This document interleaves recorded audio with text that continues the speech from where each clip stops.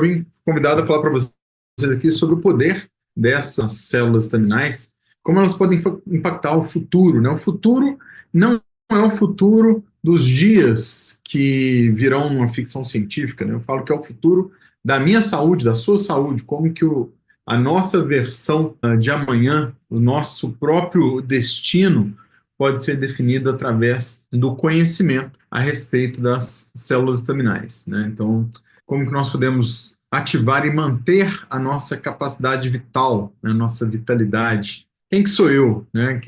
Acho que rapidamente passando aqui, eu falo que a cada 7 anos a minha vida dá reviravoltas. Né? Em 1997 eu me formo no curso de Química Industrial, começo a trabalhar, pesquisar essa área das tecnologias da ciência da química, entro na faculdade de medicina, 7 anos depois me formo, após finalizar o curso de química, e aí eu entro num novo setênio, né, que aí eu entro na fase de ser médico militar, trabalhar na área de resgate, medicina de emergência, medicina intensiva, fiquei nesse ciclo aí por mais 7 anos, aí eu entro na área de ortopedia, começo a fazer cirurgia do joelho, vou morar uns anos na França para poder fazer especialização. Lá eu me especializo em cirurgias do joelho, especificamente, colocação de próteses. Na sequência, eu me especializo em clínica da dor, começo a fazer um mestrado na área de regeneração, e aí faço uma nova transição, que eu começo a trabalhar com a área de medicina regenerativa, a fotobiomodulação, e hoje estou finalizando um doutorado na área de tecnologia de laser infravermelho, de terapias físicas, e aí me chega uma nova etapa, com mais 7 anos, onde eu conheço então a LifeWave. E aí nas fotos vocês veem grandes transformações da minha vida. Eu falo que isso tudo foi um caminho de uma busca interna, uma busca de mais saúde, mais liberdade, que eu acho que é o meu grande lema hoje, o qual eu falo para vocês, né, que até eu coloquei aqui uma das fotos, não sei se vocês vão conseguir ver bem aí, né, que eu consegui receber em Marrakech, agora em novembro, esse troféu que está aqui nas minhas mãos, né, de ser um dos top 10 da Europa, mesmo não estando em tempo integral na Europa, ficando grande parte do meu tempo em um país, como o Paulo disse aí, que ainda estamos a iniciar o desenvolvimento. Mas por que você está aqui hoje? Eu acho que essa é a pergunta talvez mais importante da minha apresentação. O que te trouxe aqui no domingo à tarde para os colegas da Europa, né, na hora do almoço, para os que estão na América Latina, e o que nos une, o que nos move, o que nos faz dar esses passos e permitir que essas transformações ocorram. Eu coloquei ali 4 pontos, que é o que nós vamos trazer hoje aqui, de pontos-chave. Primeiro são as nossas crenças, o que nós acreditamos, o que nos faz ter convicções em comum, né? O que nos faz termos as mesmas crenças. Quais são as nossas missões? O que é a nossa missão? Onde queremos chegar? Né? E qual que é a nossa visão?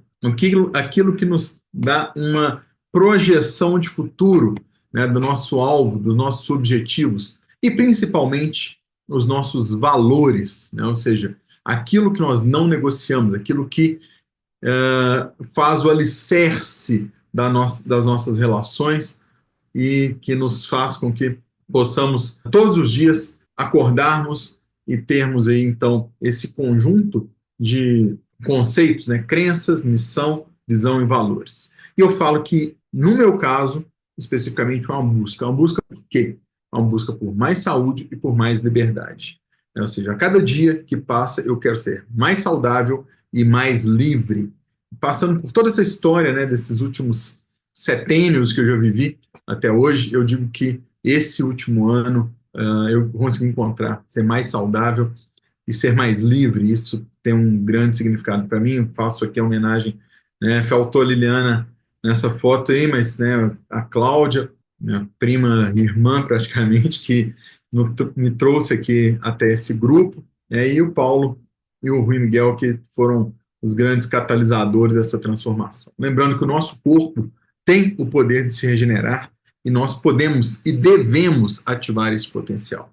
Esse pequeno gráfico que eu quero mostrar para vocês aqui é um gráfico muito importante. Eu vou ajudar aqueles que não têm muito costume. O gráfico da esquerda fala sobre o percentual da população que possui doenças crônicas. Então, chegando na década de 40, né, no momento ali que o mundo vivia a Primeira Guerra Mundial, nós tínhamos apenas 7,5% da população portador de alguma doença crônica. E nós vamos passando aqui por revoluções, década de 40, 60, 70, onde se industrializa muito, principalmente a alimentação. Década de 80 subindo, subindo, subindo. Aí no início aqui dos anos 2020, dessa década que vivemos hoje, 60% da população, mais da metade, possui alguma doença crônica. E por que isso acontece? Principalmente porque o estilo de vida moderno mudou muito. O sedentarismo, a tecnologia, a alimentação, isso tudo tem transformado a nossa capacidade de sobrevivência. E nesse gráfico da direita, nós vemos então qual que é a distribuição dessas doenças crônicas de acordo com a faixa etária. Então vemos que aqui a partir dos 30 anos de idade, principalmente, algumas doenças como hipertensão arterial, diabetes tipo 2, infarto, derrame, doenças pulmonares, ansiedade, começam a aumentar de maneira exponencial. E isso acontece em grande parte porque a capacidade do nosso corpo em tolerar o estresse oxidativo, os radicais livres, os fatores ambientais, sejam eles alimentares, sejam eles respiratórios, né? Muitas pessoas adoecem de doenças pulmonares. E uma informação que eu recebi hoje pela manhã, em alguns dos meus estudos aqui, foi que no ano de 2030, a maior causa de mortalidade no mundo vai ser pelo câncer. Então, isso tem aumentado muito. E grande parte dessas doenças que estão aqui nessa faixa etária, que é a partir dos 30, 40 anos, são de doenças que nós podemos prevenir.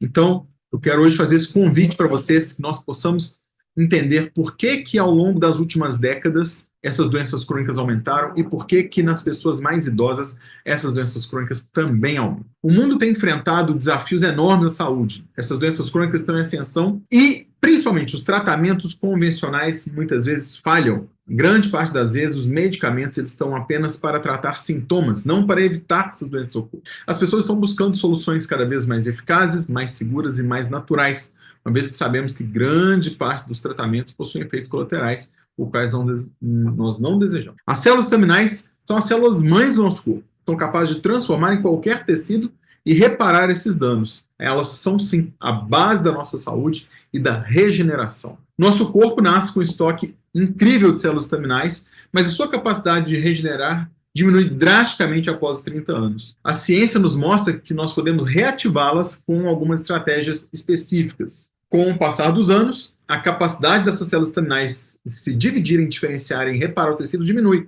E os impactos dessa perda dessa capacidade são maior risco de doenças crônicas, a redução da nossa capacidade de cicatrização e regeneração e a incidência crescente de doenças também musculoesqueléticas. Mas se eu dissesse para vocês que nós pudéssemos reverter esse declínio ativando as células estaminais de uma forma natural, o envelhecimento das células-tronco está associado a disfunções metabólicas e uma maior incidência de doenças crônicas. Eu quero apresentar para vocês hoje este grande pesquisador, que foi o Dr. Laurent Picard. Ele nasceu em 1938 e faleceu agora há 2 anos atrás. E ele passou a sua infância em uma fazenda leiteira.